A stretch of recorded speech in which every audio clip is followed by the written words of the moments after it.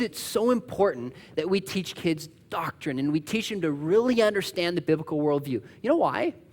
Because studies show that people in America who describe themselves as born again, statistically speaking, live no differently from those who do not. They don't. They live no differently. But there's a segment of people who describe themselves as born again who live differently. And you know who it is? It's born again Christians with a biblical worldview.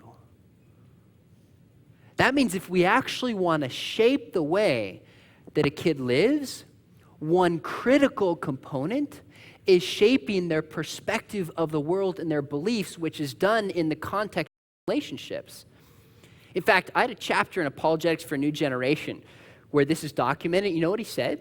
He said it's only kids who are first emotionally healthy that can even really build a biblical worldview.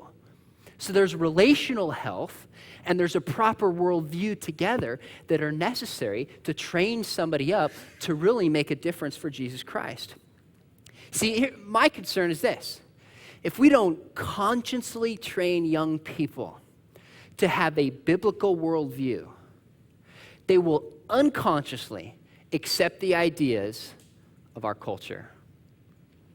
If we don't consciously train our kids, our grandkids, the young children even that God has put into our context in a biblical worldview, they will unconsciously accept the ideas of our culture.